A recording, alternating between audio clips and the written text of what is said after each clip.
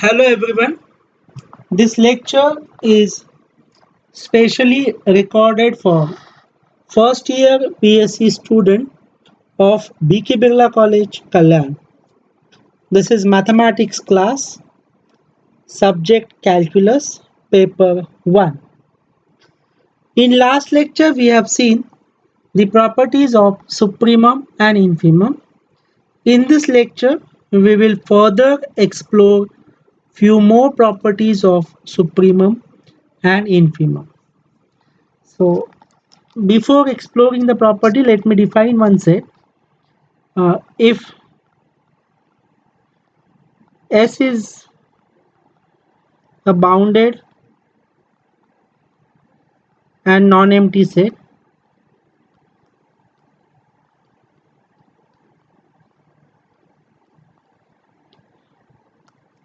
let small a belongs to real number, then a set A into S is defined as follows.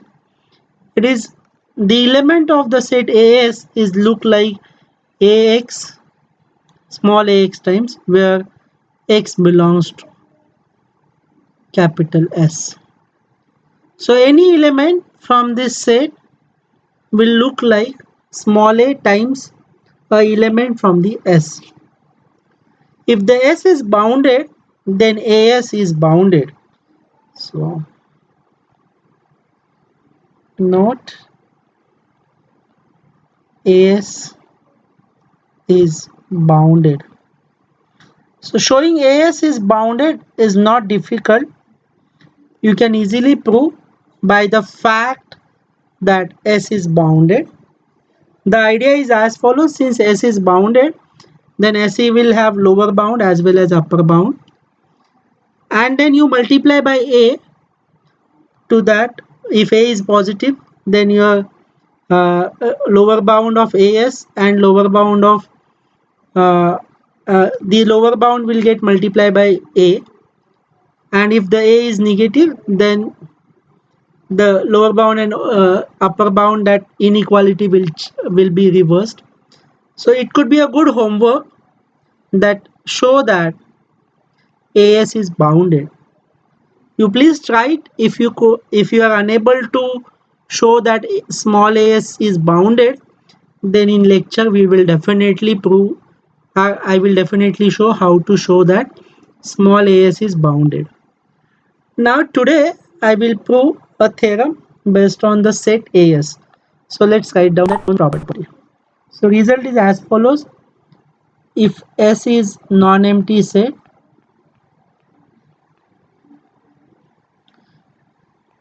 S is bounded,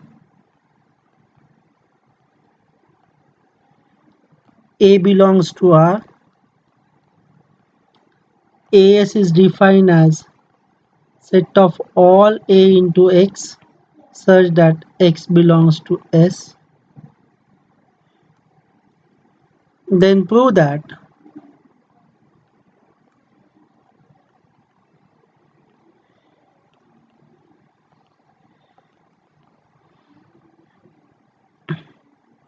number 1, AS is bounded. Number 2, supremum of AS is same as A times supremum S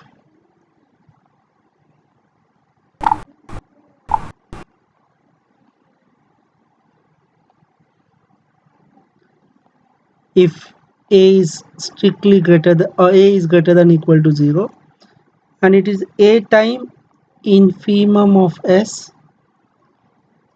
if A is strictly less than 0. So number 1 is homework, so I am not doing that.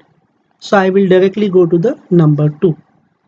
So, proof of second. So since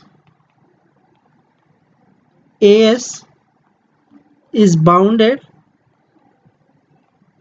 that would imply supremum of AS and infimum of AS exist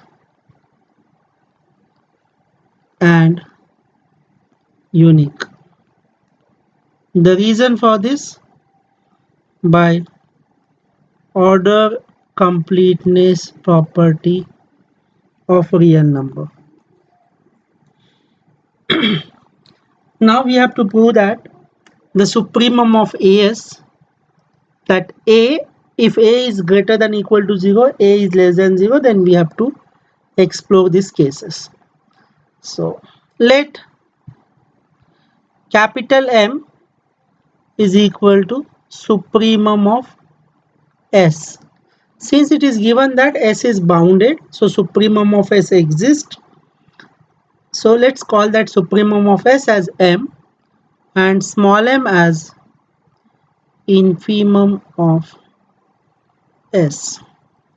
I will prove this theorem in cases. So case 1, if A is equal to 0. If A is equal to 0, then the set A into S will have only 0 element, singleton 0. And in that case, the supremum of AS, the singleton element has only, that supremum is 0 only, which is same as 0 into 0 can be written as 0 into M, which is same as 0 times M is supremum of S. So you could see that if A is equal to 0, then supremum of AS is equal to 0 times supremum S, but 0 is same as A. So it is same as A times supremum of S, because 0 and A are same. So supremum of AS is same as A times supremum of S. So in case 1, if A is equal to 0, then I am getting A times supremum S. And in proof also, when A is equal to 0, then supremum of AS is same as A times supremum S. Now let me take a second case, case number 2. If A is strictly greater than 0. If A is strictly greater than 0, also since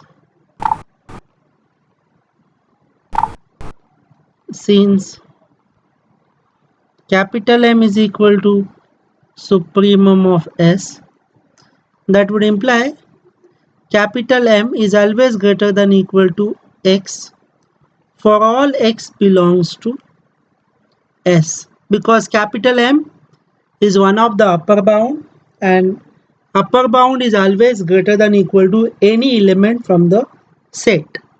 So hence M is always greater than equal to X for all X belongs to S. This would imply, since A is positive, if I multiply positive by this inequality, then inequality will not change. So A times M is always greater than equal to AX. Since A is positive, this inequality remains same. Now you could see that this AX is a element from small a capital S. So this is true for all A into X belongs to A into S. So this is true for all AX, small ax belongs to capital AX.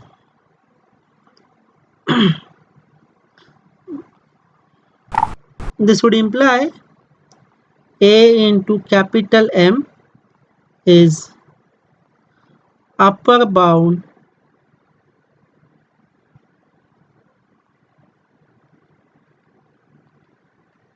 of small as. Let me call this as number 1 equation or star. So I will call this as a star. So I got a upper bound. Now I need to show that AM is a least upper bound. That equation will be second. So how will I show that AM is a least upper bound. So what I will do, I will say that suppose capital K is any upper bound for A into S, then I should show that A into capital M is less than equal to capital K. So let's do that.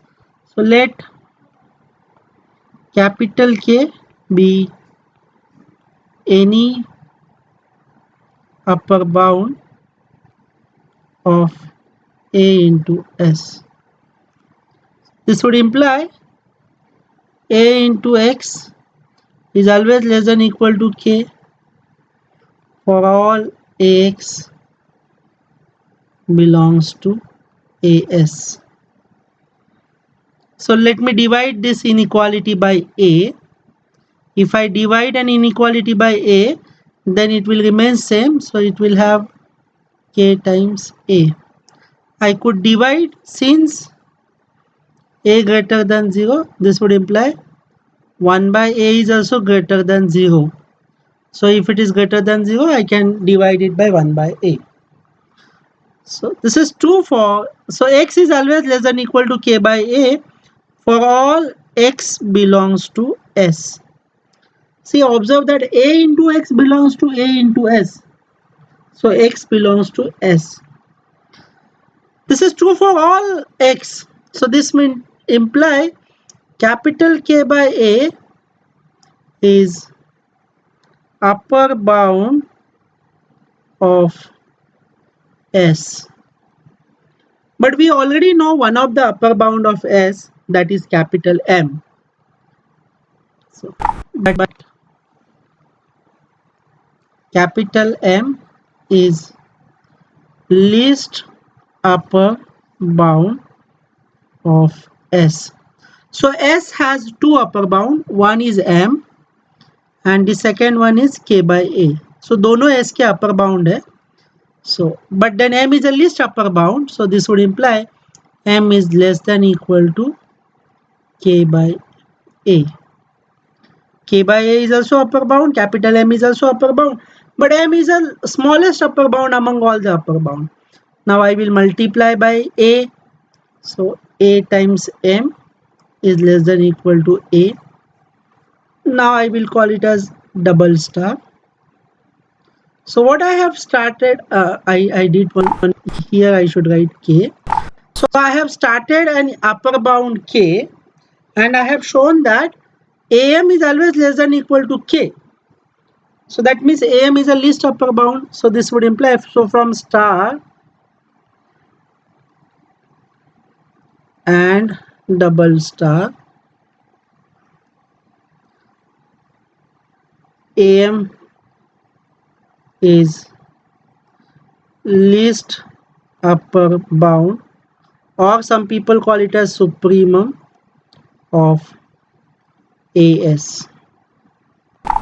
That is supremum of AS is equal to A times M. A times M is nothing but supremum of S. So we have proved that supremum of AS is equal to A times supremum of S whenever A is strictly greater than 0. Now I should do the third case. So case number 3 says that if A is less than 0.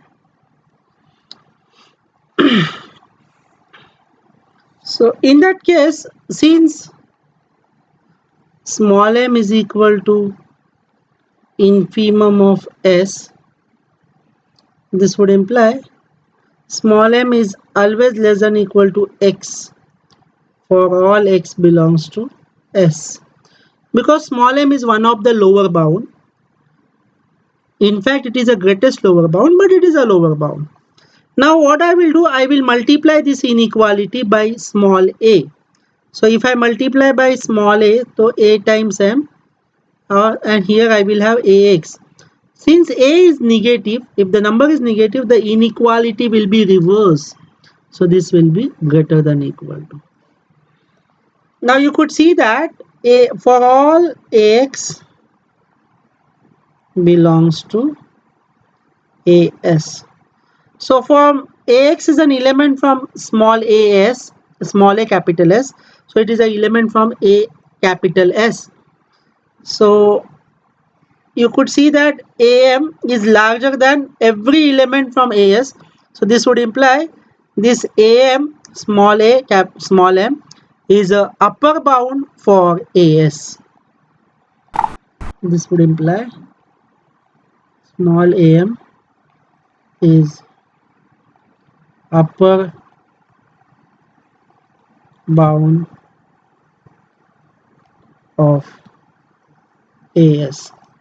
Let me call it as star now again. Now I will start an arbitrary upper bound. Let capital K be any upper bound of AS. That would imply A into X is always less than equal to K. Let me divide by A. Since A is negative, when I will divide by A, the inequality will be reverse. So X is greater than equal to K times A. You should write down since A is less than 0. When you are multiplying by the negative number, the inequality will change. This is true for all X belongs to K by A. So this means that I should say all X belongs to S. So I should say that capital K by A is a lower bound. This would imply capital K by A is lower bound of S. But we already know one of the lower bound of S, that is small m. But small m is greatest lower bound of S. That would imply, so S got two lower bound. One is K by A and the another one is M. But M is the greatest. So M is definitely greater than equal to capital K by A. Now I should multiply by A. If I multiply by A, then the inequality will again be reversed. So K will be greater than equal to A times M. So let me call it as double star. So we started with an upper bound, any upper bound, and we have shown that that upper bound is definitely greater than equal to AM. So from star and double star and double star, we can say that AM is supremum of AS. That is supremum of AS is equal to small a into small m, which is A into small m is nothing but infimum of S. Whenever A less than 0. So supremum of AS is same as A times supremum of S. Hence from case 1, 2, 3,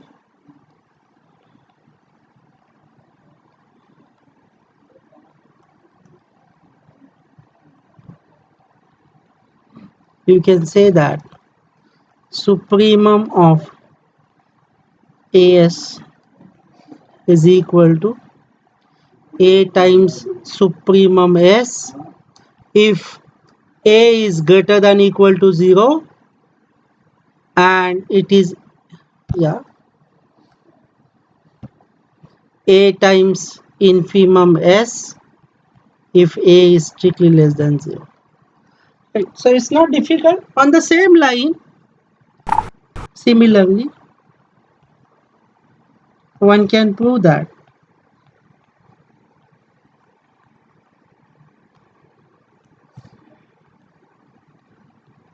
if S is non-empty set,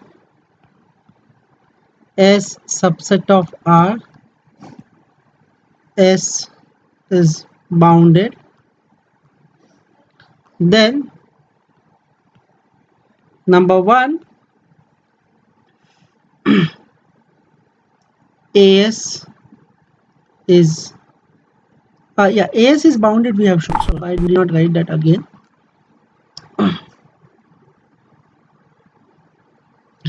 I should say that here A belongs to R and A belongs to R. Then infimum of AS is equal to A times infimum of S if A is greater than equal to 0, and A times supremum of S if A is strictly less than 0. So this can be done. This could be your homework. So in a lecture we will discuss the proof of this, and it won't take much time. So I'm sure that you will easily do this proof. There is another proof which I would like to do.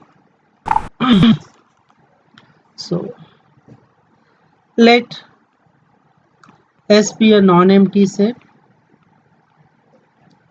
S subset of R, S is bounded. Let small a belongs to R, and we will define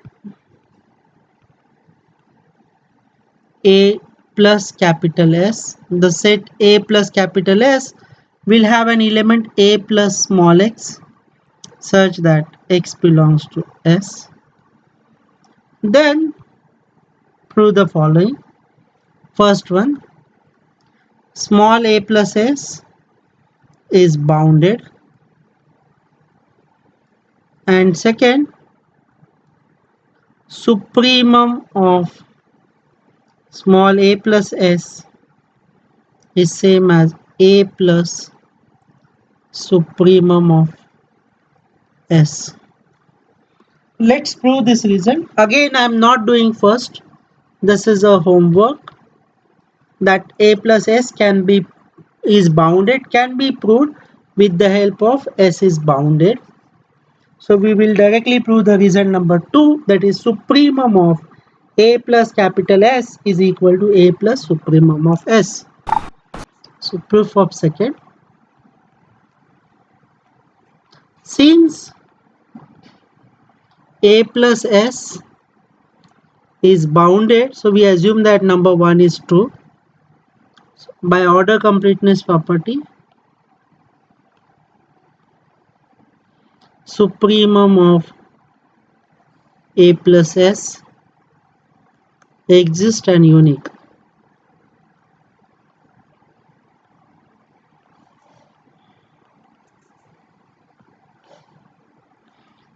Our target is to prove that supremum of A plus S. So let me supremum of A plus S is same as A plus supremum of S. So let capital M is equal to supremum of S. We have to prove that TPT, to prove that supremum of A plus S is equal to A plus supremum S plus, which is equal to A plus M. So what I have to show that A plus M is a supremum of A plus S. So when will be A plus M? So means I need to check the following, I need to prove the following. I need to show that A plus M is upper bound for A plus S, and second, if K is any upper bound for A plus S, then A plus M is definitely smaller than that K. So these are the two inequality or two part I have to show. First part I will call it as star, second part I will call it as double star, and from star and double star we will show that A plus M is A plus M is supremum of A plus S. So let's do this. So since capital M is equal to supremum of S, this would imply capital M is always larger than any element of x for all x belongs to S. Now if I add a on both sides, then inequality remains same. So a plus m is greater than equal to a plus x. Now where does a plus x belongs? A plus x belongs to a plus s. For all a plus x belongs to a plus y. No, y should capital.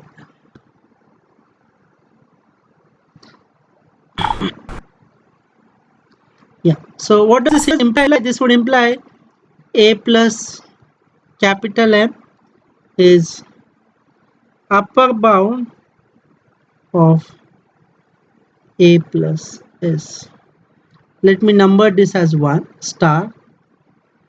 Now I have to show that if capital K is any upper bound of a plus s, then a plus m should be smaller than that k. Right. So let capital K be any upper bound of a plus s.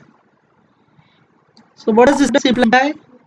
That would imply a times a plus x is always less than equal to k for all a plus x belongs to a plus s. This would imply x is add minus a on both sides. So this would imply x is less than equal to k times minus a. For all, now I have only x. So x is the element from S. So for all x belongs to S, k minus a is always larger. That would imply k minus a is upper bound of S because it is from S. But we know one of the upper bound, but capital M is least upper bound, or some people call it as supremum of S. So I got two upper bound for set S. One is k minus a and the another is capital M. So but capital M is a least upper bound. So this would imply capital M is definitely less than equal to k minus a. That would imply capital M plus small a is less than I should write in another way. I should say a plus capital M because all the times I have used that way. So a plus capital M is less than equal to k. Let's call this as double star. So you could see that a plus m is upper bound, and if capital K is any upper bound for a plus s, then a plus m is always less than equal to k. So this would imply, so from star and double star, from star and double star, a plus m is supremum of a plus s. That is supremum of a plus s is equal to a plus m, which is equal to a plus supremum of s. So which completes the proof. On similarly, one can prove that